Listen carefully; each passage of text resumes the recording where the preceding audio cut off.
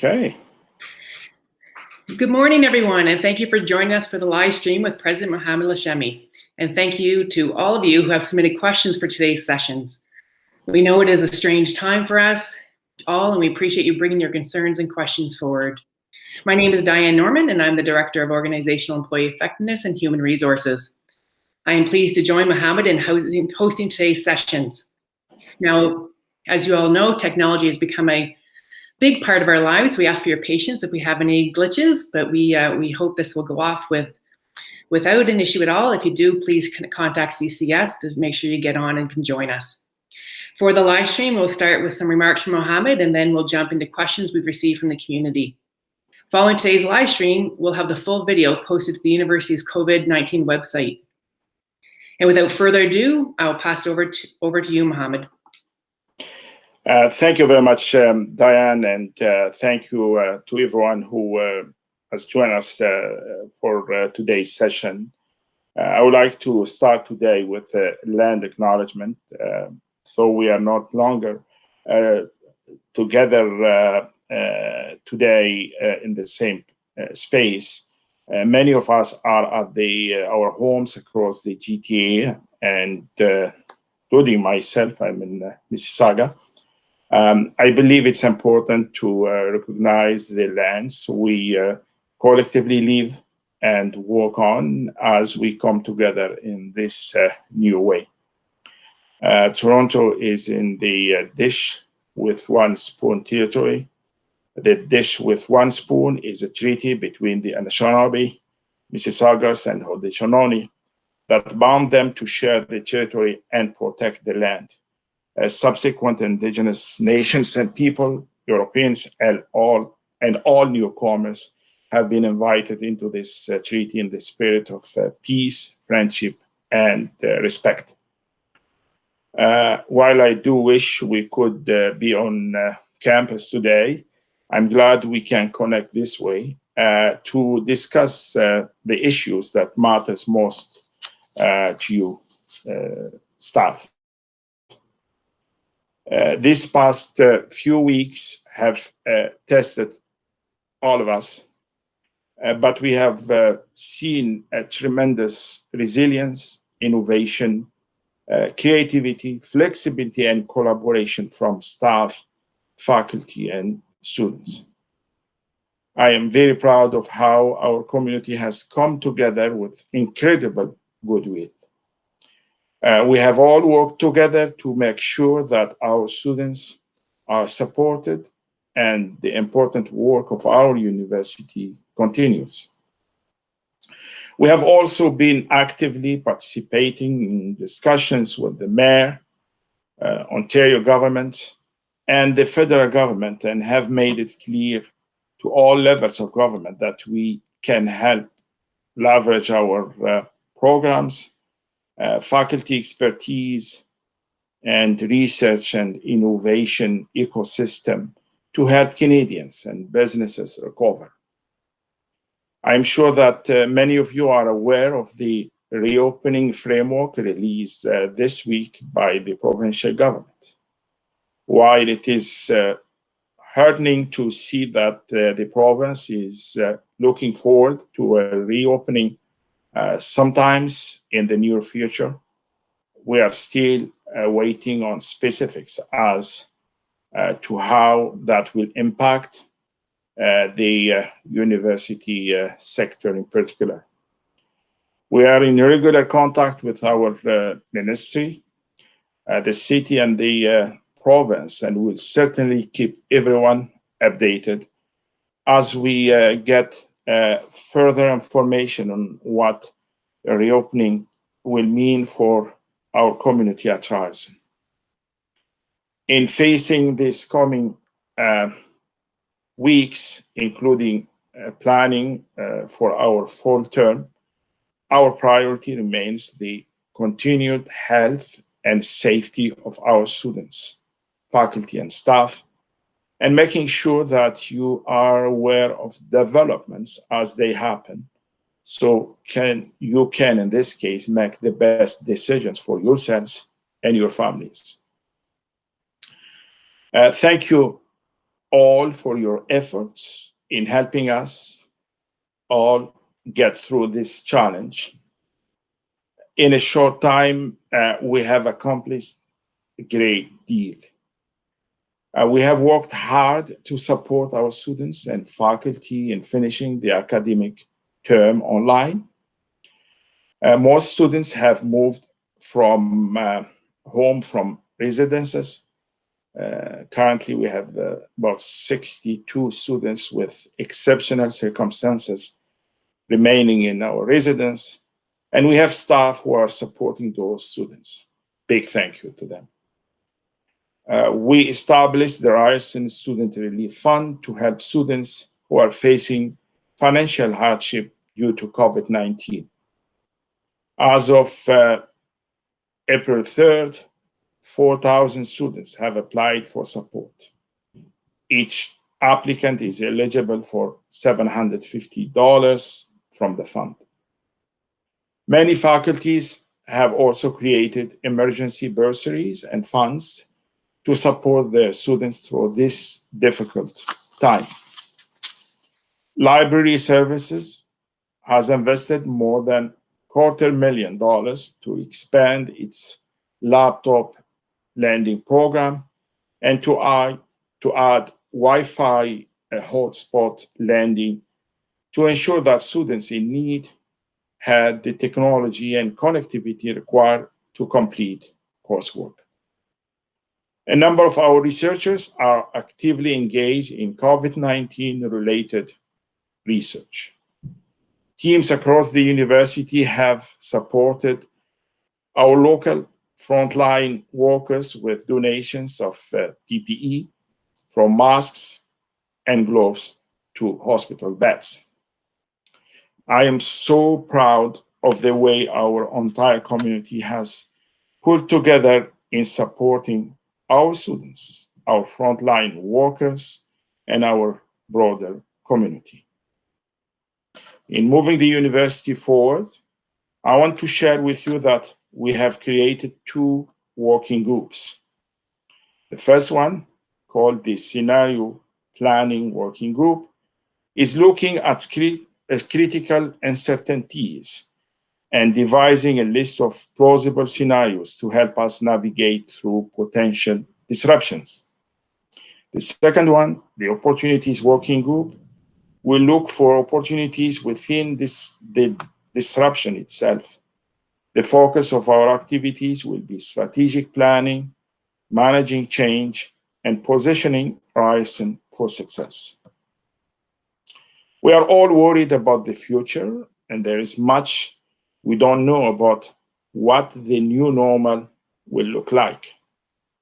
But this is not the time to let fear and panic paralyze us. Change, even crisis, brings opportunities. And we know that Ryerson is good in seizing those opportunities. We intend to seize those opportunities to shape our future. One thing I know for sure, Ryerson will need to continue to do what it does best: be value-based, adapt, look forward, embrace disruption, and think out of the box. As we continue to plan for the future, we will keep you up to date on the university's operations and changes necessary to our academic offerings.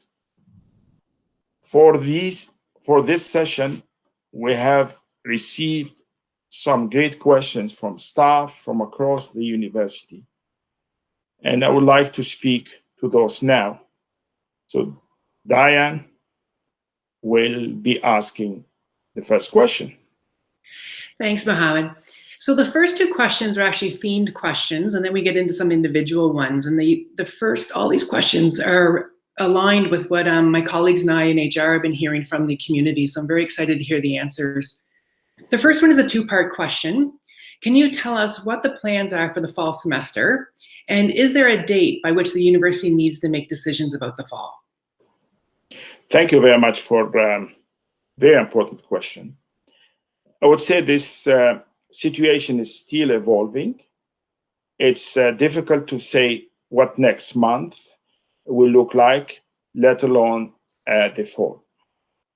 We are monitoring the impact of COVID-19 on our city, our province, and the post-secondary sector in general, and heeding the advice of government, all levels of governments, and also public health agencies. We will continue to take our lead from these agencies and will follow the development of the plan that is proposed by the province in terms of reopening the economy. And from there, we will see how that will impact the reopening of educational institutions. We are actively planning based on all potential scenarios.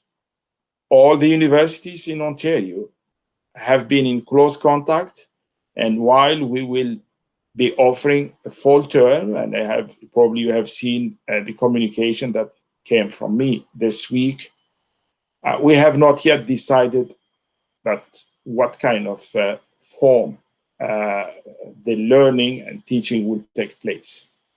I can tell you that we will continue to embrace the flexibility, creativity, the resilience needed to remain focused on providing a comprehensive, supporting, and fulfilling experience for all of our students.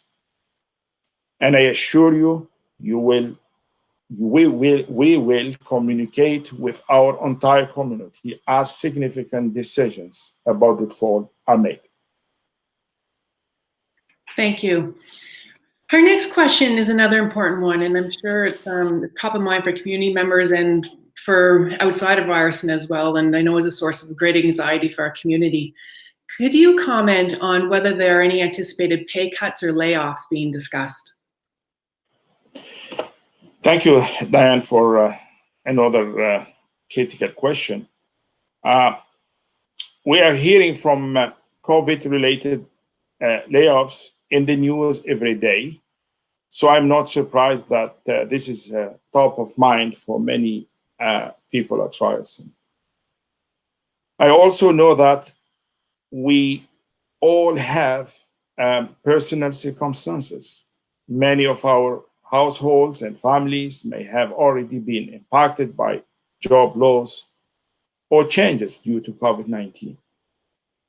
Since the beginning of this crisis, the university had many priorities, and I can tell you that one of the top priorities was to keep our employees working.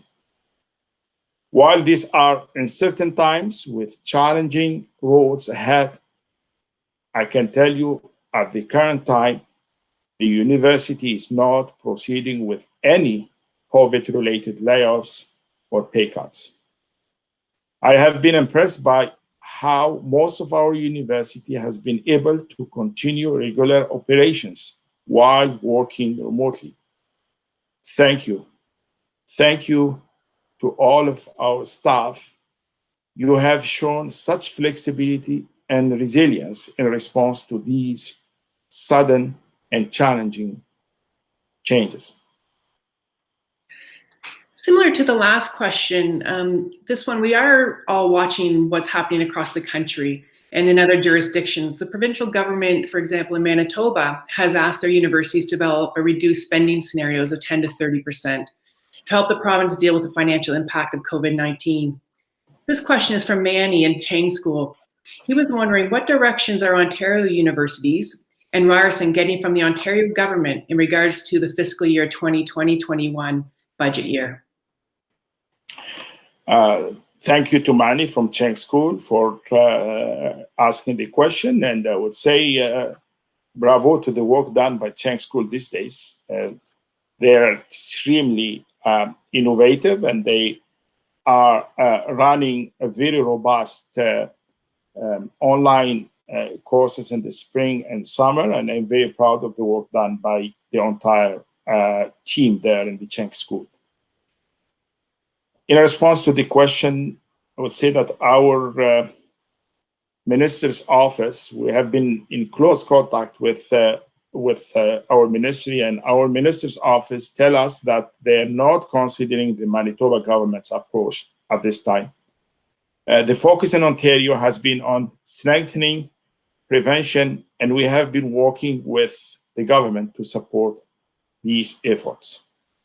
One of our goals when the pandemic hit was to shift how we work with the government. We have a tremendous relationship with our minister, and we decided we would put a focus on what Ryerson could do for the province and for the country. I hope you have seen the stories of Ryerson staff, faculty, and students helping supply frontline workers with personal protective equipment. You have seen what the Creative Technology Lab is doing to manufacture face shields for frontline healthcare workers. In the past few weeks, the government has been equally focused on assisting with academic continuity for our students. The province has directed $25 million to colleges, universities, and Indigenous institutes to mitigate some of the early costs incurred by the pandemic. And I'm positive about future investment from the province to help us deal with the challenges. I think this has been a very beneficial relationship, and I hope the province realizes how important universities will be as part of the recovery of our economy. Question number 4, Mohammed, kind of builds off of the answer you've just given, and it focuses now moving into the city and again more on the province. So this question is from Francine in Aerospace Engineering, and she's looking for more information on what discussions are taking place with the city, the province, other universities, and the Council of Ontario universities to ensure we are prepared and can be helpful to our community. Another important question. I can tell you that the management team at the university has been in close contact with all levels of governments, with our Council of Ontario Universities, and also with our umbrella organization, the National Umbrella Organization, Universities Canada. Since the beginning of the outbreak, members of our staff across the university have been in near constant contact with other universities and colleges, public health and public safety agencies. Recently, the Ontario government has asked universities to turn our attention to ways that we can assist with the economic recovery of the province. This is a very good sign, a very strong message from our government to see us as a partner, but also as a solution provider. And I think Ryerson, given our creativity, our innovation, our focus on solving problems, is in a much better position than many other institutions really to contribute to the economic recovery. And I can tell you last month, our team developed a proposal for all governments that outline how the university could contribute to economic recovery efforts. I can give you some elements of the proposal. Basically, we want to leverage the expertise and the track record of many research and innovation centers that we have at Ryerson, including the Rogers Cyber Secure Catalyst, the Future Skills Center, Magnet, which is a wonderful platform linking students to employers, the Brookfield Institute for Innovation and Entrepreneurship, and of course, our zone network. We have a wonderful ecosystem in place that can provide many solutions to the province and to the country. And I would say the categories that we are focusing on now, one is the training of displaced workers. You all know that we have many workers. Fortunately, they are losing their jobs, but we can also offer solutions to make sure that during this transition, some of our centers can provide a training, an extensive training to prepare them for new opportunities. The second focus or second item that we think we also have expertise to provide support is our innovation ecosystem and how we can support small businesses. I think you hear in the news and you read in the newspapers that the small business sector is very under huge stress because of COVID-19. And I think our ecosystem is there to support them. The third aspect of it is in terms of policy suggestions for economic stability and sustainability. The new normal will look very different from what the economy that we knew in the past. And I think government will develop many new policies to deal with the new normal and new situations. And I would say Ryerson is in a very good position to contribute to those policy suggestions. Our government relations team with leaders in each of the Ryerson Center are working directly with policymakers and political staff and the federal, provincial, and municipal governments to drill down into scope and implementation. And I would say we are really ready for those to implement some very innovative ideas. The university is also actively participating in working groups with government and business to share ideas and explore approaches to pandemic mitigation and economic recovery. I can give you two examples. The first one is the Ontario Chamber of Commerce COVID Working Group, where Ryerson is playing an active role. And the second one is, given the nature of our work in our city and our mission to be a city builder, we are also very engaged with the city in their what they call the City of Toronto's Academic Institution Task Force. So as you can see, instead of being paralyzed, instead of waiting for others to provide us solutions, we, from the first day, we at Ryerson wanted to be part of the solution. And I'm very positive about what the creativity and the innovation of our members and the community can provide, the type of solution that they can provide to our city, to our province, and to our country. It's astounding when you hear of all the work that's being done behind the scenes and how much has been done in such a short period of time. It's so impressive. It's also wonderful to see Ryerson community partnering on projects and programs that are making a real difference for all of Ontarians at such a challenging time. I know that I'm sure my colleagues feel the same. I'm so impressed when I hear on the news in the morning or read Ryerson today about the research that's ongoing and all the contributions that are so consistent with our values here at Ryerson. Thank you so much for that overview, Mohammed. Okay. Our next question is going to a more the local level. This is from Suzanne in the University Advancement, who had a few questions about return to work planning, and that's top of mind for everyone and all the newscasts again, since we're so inundated with COVID-19.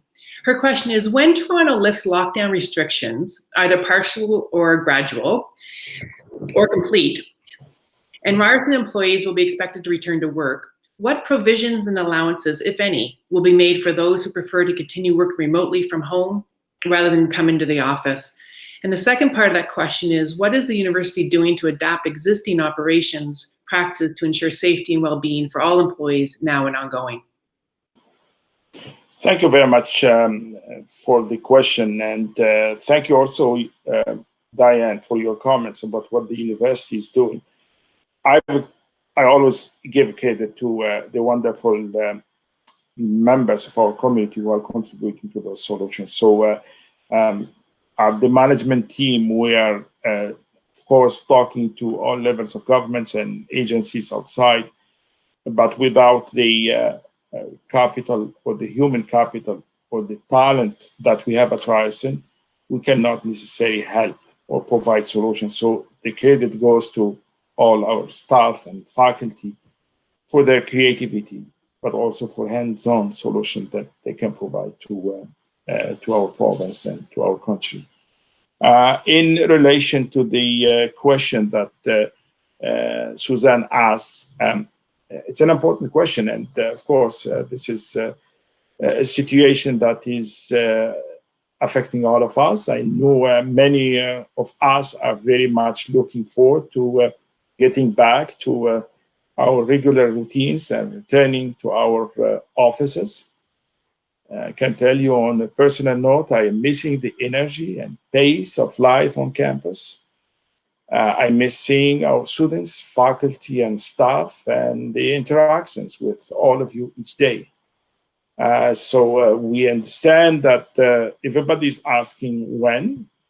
Unfortunately, I cannot tell you tomorrow or Monday morning, but we are working very hard. As I mentioned, any decision that will be made has to be a decision in the context of our city and our province. And this is why it's important for us to work very closely with all the public health agencies in the city and the province to get directions, guidelines, even orders from them in terms of return to offices.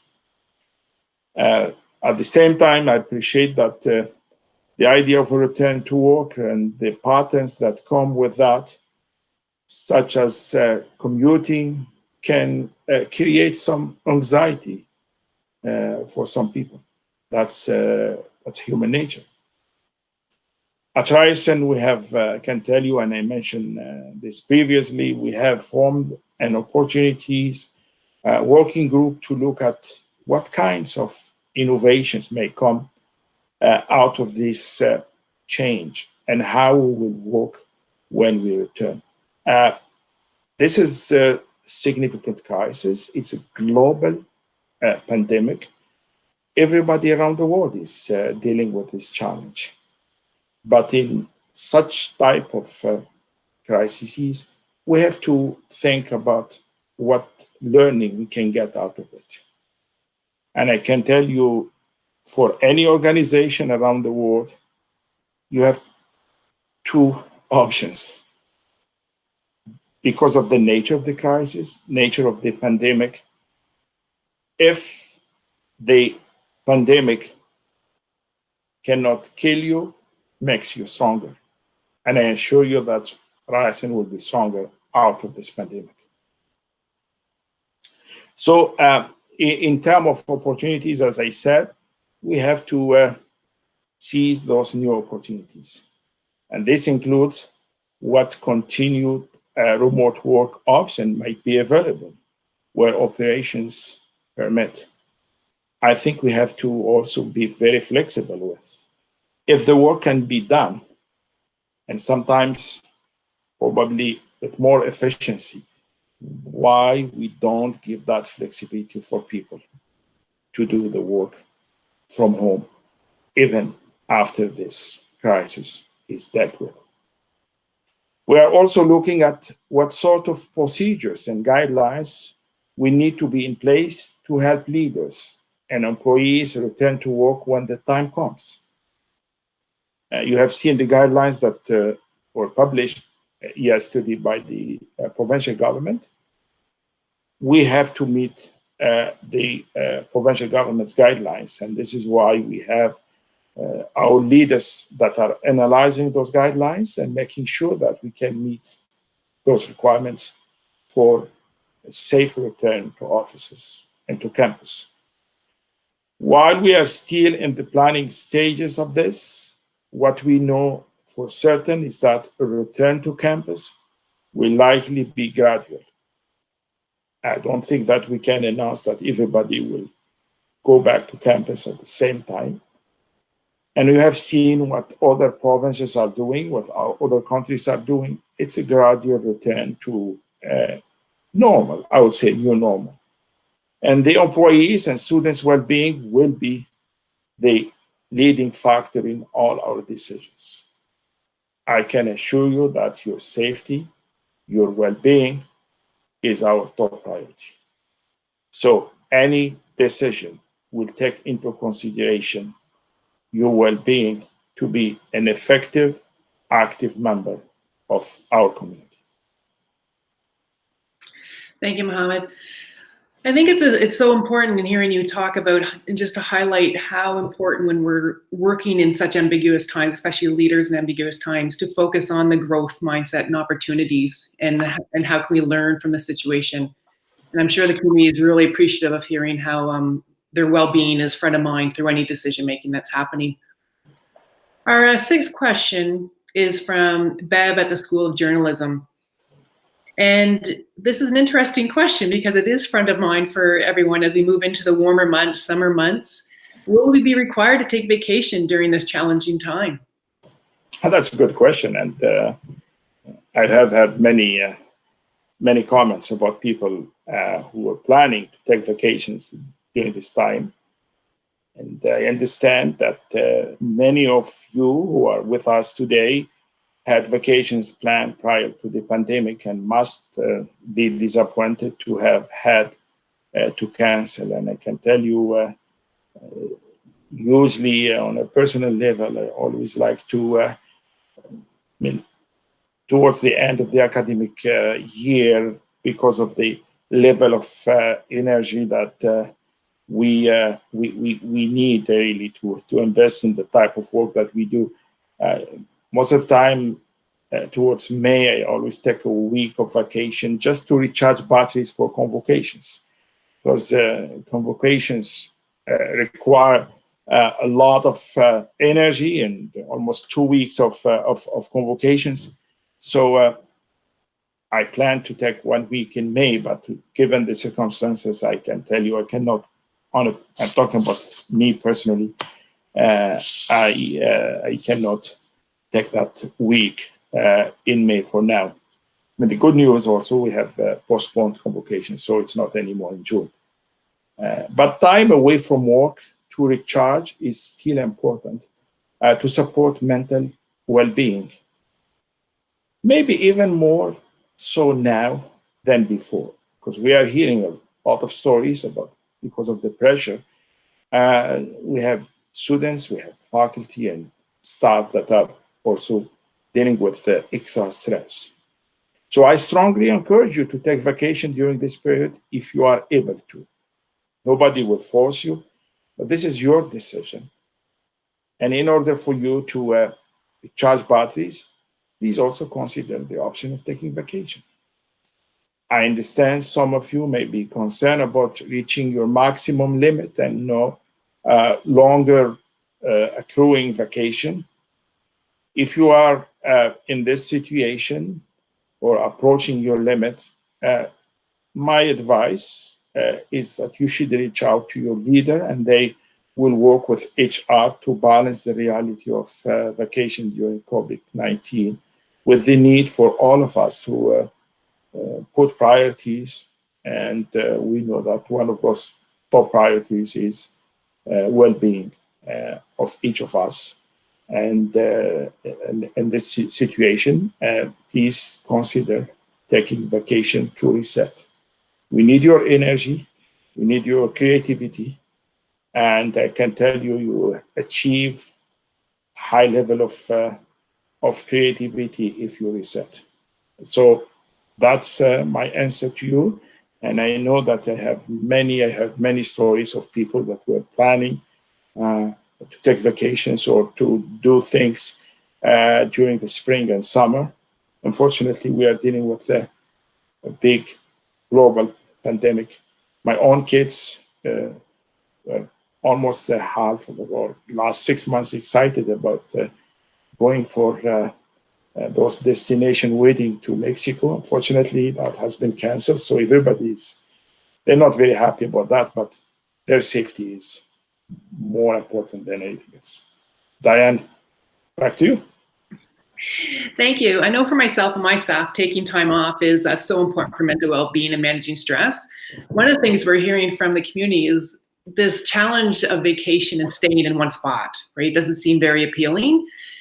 However, it is strongly encouraged for mental break from technology. And also what we've heard, the people who have done it, it's tremendous relief to have guilt-free days off to do what you want, as we know that it's really challenging work from home with these boundaries of when work and home start. So we strongly encourage you. It's very beneficial. So my last time on campus was March 11th. So I'm very curious about this question. When we left campus, there was a lot happening in terms of construction. So Hamdi from the School of Graduate Studies wants to know if we are expecting the campus construction work to end before this fall. And Mohammed, can you share any updates on that? Thanks, Hamdi, for your question. And I can tell you, during the year, I always get comments, questions about construction, sometimes complaints about the disruption, about the noise. These days, I'm not getting any of those emails. It seems that the campus is very quiet and nobody is complaining about noise because nobody's around. I can give you a kind of an update about construction. You have seen the decision by the province about essential services, and due to that decision, because of that decision, construction on campus has temporarily stopped in accordance with the Government of Ontario directive in early April. I'm sorry. If you are in the area, you may notice that there is some work that is still in progress on Gold Suite. That construction is by public utilities, water and Enbridge, and it's not necessarily related to our projects. But that work had to be done before we could finalize the paving on Gold Suite. So good news on that aspect, they are making progress. However, our own project is for now temporarily stopped. They put a pause on it until we hear from the government. Of course, that type of work needs to be completed for our project, and we, in this case, we will resume the construction activities once we find out when the type of construction is allowed by the provincial government.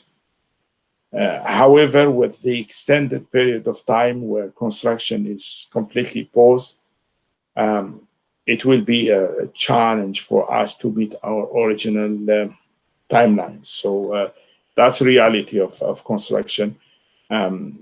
During the past couple of years, people asked me the question when the construction will end. My answer was always the same. My own background, my own expertise as a researcher is actually related to construction. And I tell them, I know a lot about construction, but one thing that I cannot tell you is when a construction project will end.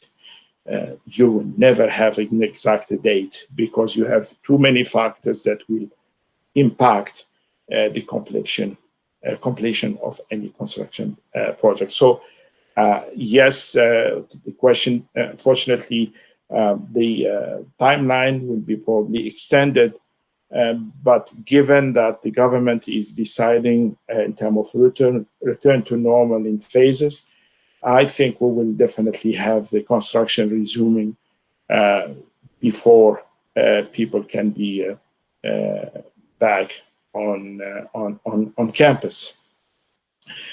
However, the team is working on planning, so planning is in progress so that we can resume those activities whenever the restrictions are lifted.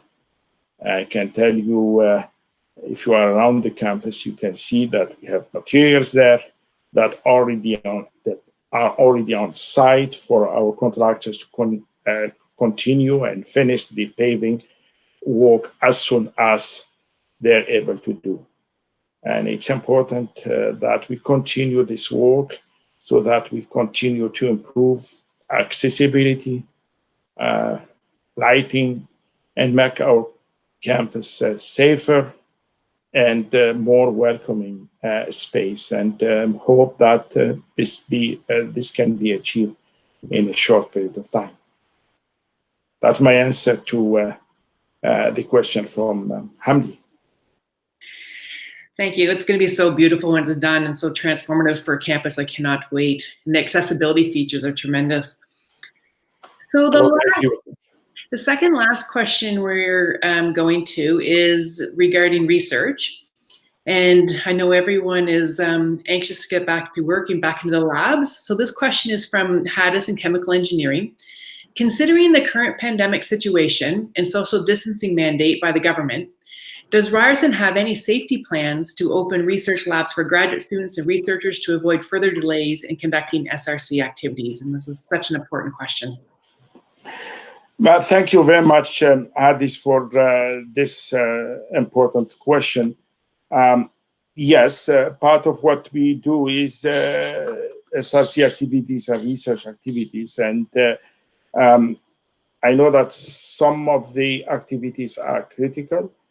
Some can wait, and this is why our Vice President Research and Innovation has put in place a scenario planning working group to support the planning efforts for return to campus activities, and also the return to SRC activities is one of those elements of this planning. We are, can assure you that we are actively exploring a number of options that will ensure the safety of staff, faculty, and students while allowing them to conduct SRC activities in their different labs. We are also communicating with universities across Ontario to share information about options being considered for a wide range of SRC activity. I would say the nature of the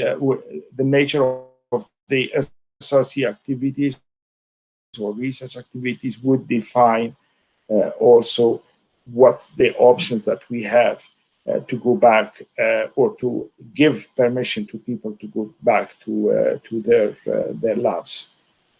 However, any return to SRC activity will need to comply with public health directives and emergency order provisions. We will not take risks with the safety and well-being of people in those labs.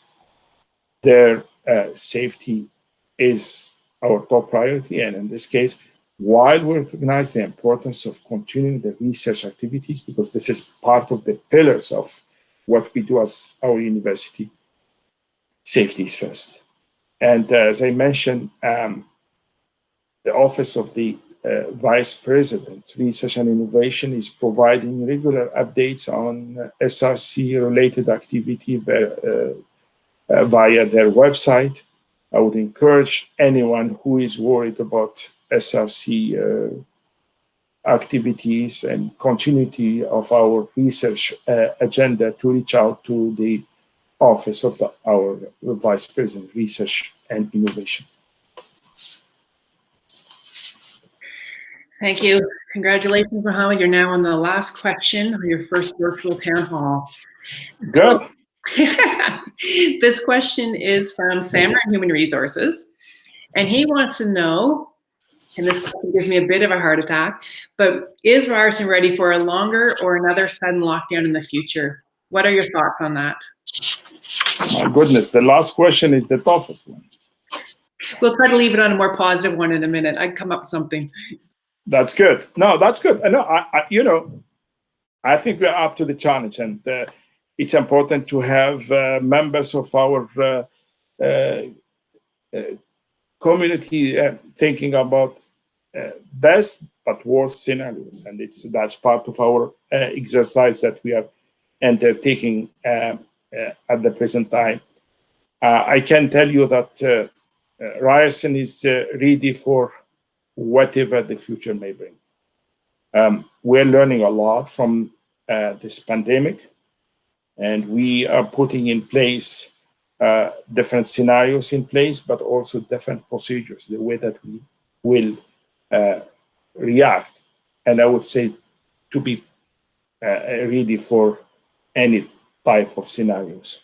We have very proud to say that we have staff experts in emergency management, business continuity, health and safety, planning, communications, and risk management. Ryerson has also a public health threats committee, as well as an emergency management team. These teams have been continually working on the university preparedness and business continuity in the event of another situation in the future. So I said, this pandemic should be a big lesson for us. We should also arm ourselves with the tools to deal with any eventual situation in the future. We are also working closely with municipal and provincial governments and public health agencies to ensure we are following their guidelines and orders.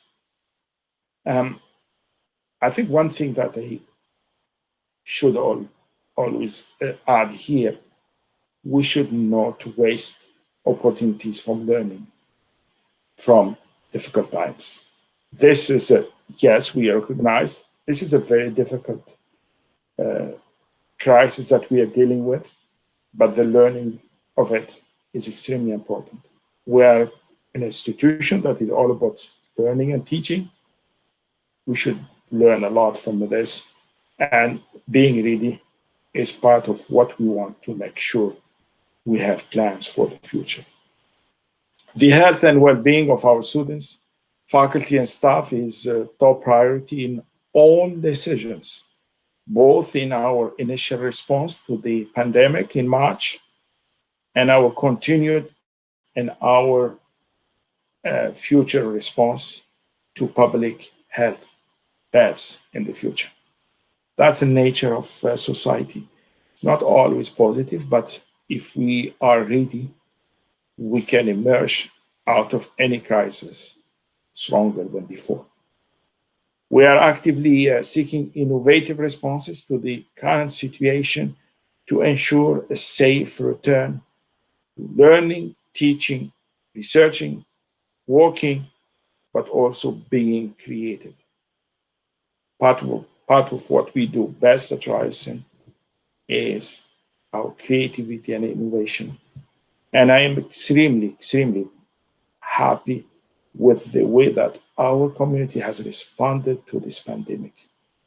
When I see students, staff, and faculty from different units at the university helping society deal with this, that's a sign of a very mature community, a community that has the ability to respond to changes, but also respond to changes with positivity, with collaboration, with creativity, with innovation, and also with an idea for a better future for our society, and of course, for our university and our city.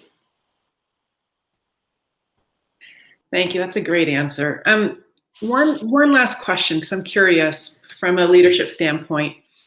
When you and the leadership team are going through making all these decisions through such an unexpected crisis, and then first times, right? A lot of firsts.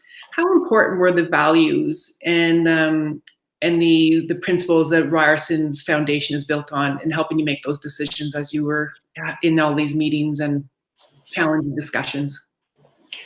This is Diane. Thank you very much for asking the question. This is an extremely important question, but also the concept of making decision has to be always based on our values. You have, I'm sure, seen that in our academic plan, in our different strategic plans that we have developed this year. We talked a lot about the importance of values. And we didn't want just to put those values on just a piece of paper to see that Ryerson has values.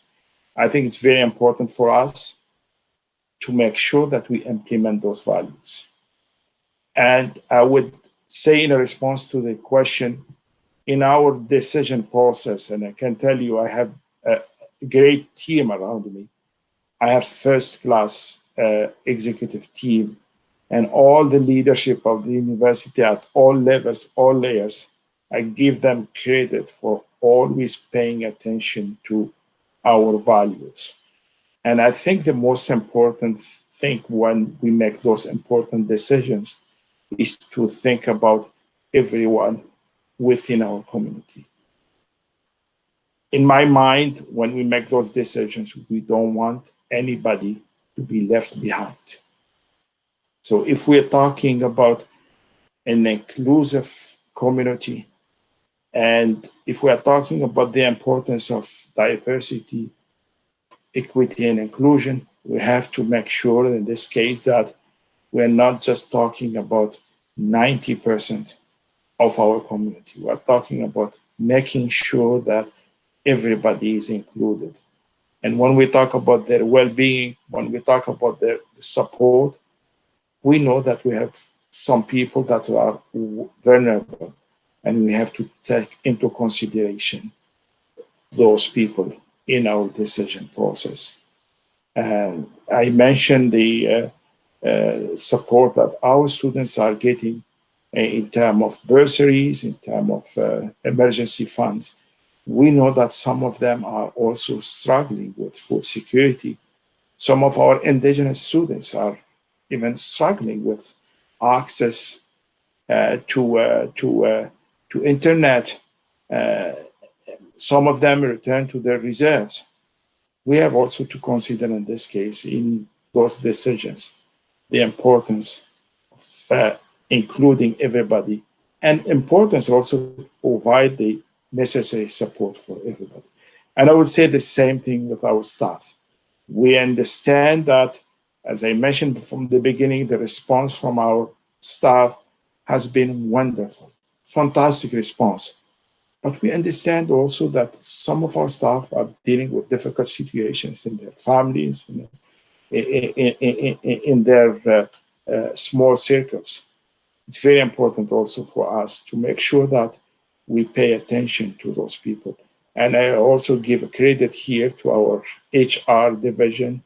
We have a wonderful leadership at HR, and the leadership of our new HR officer, Chief HR Officer, Daniel Donald. I think what they're doing now, reaching out to people, having those webinar sessions, making sure that people are engaged is extremely important for all of us. Thank you, Mohammed. That's a great way to end. And thank you so much for all your insights. It's wonderful to hear from you on these issues. I know I'm very grateful, and I'm sure the community is as well. I'm so appreciative for all the hard work my colleagues and leaders have put in during this time. And I've learned plenty today and through this process, not only in my own leadership skills, but just in my own coping skills during such challenging times.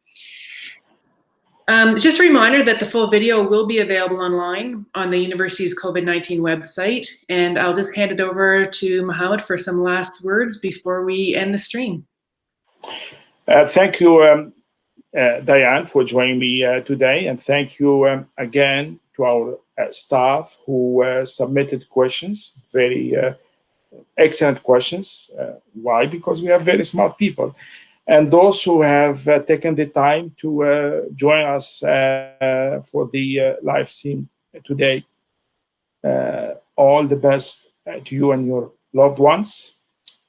I look forward to seeing you again soon on our campus. Thank you. Enjoy the weekend.